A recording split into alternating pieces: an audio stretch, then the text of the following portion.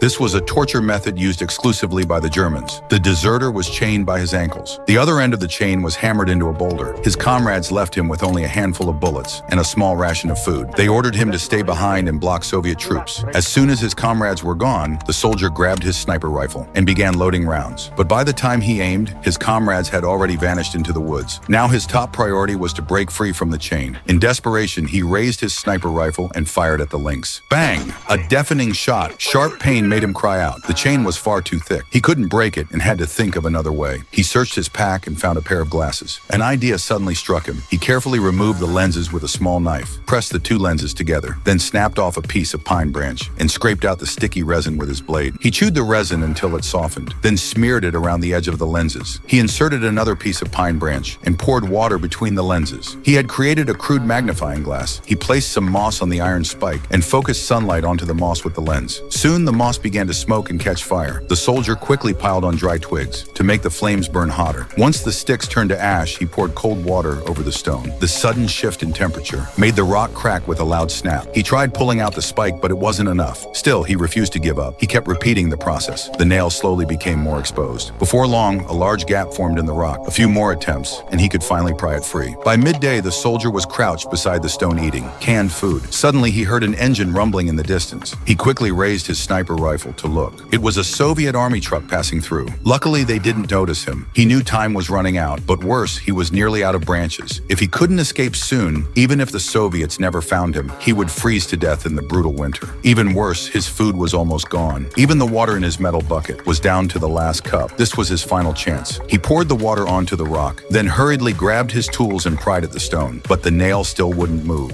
He emptied all his bullets and collected the gunpowder in a tin can. He poured the powder into the hole, covered it with a rock, then tossed in the burning moss and ducked behind a big stone. Boom! The gunpowder blew out with thick white smoke. He rushed over to check, but the spike still wouldn't shift. Furious, he kicked it twice. It still didn't move. He looped his rifle strap around a nearby rock, grabbed the rock with both hands, and smashed it down against the spike. From day into night, he kept hammering. His hands were torn and blistered. At last, he gave it one more strike. The spike began to loosen. With a final pull, he ripped it free. He was finally free.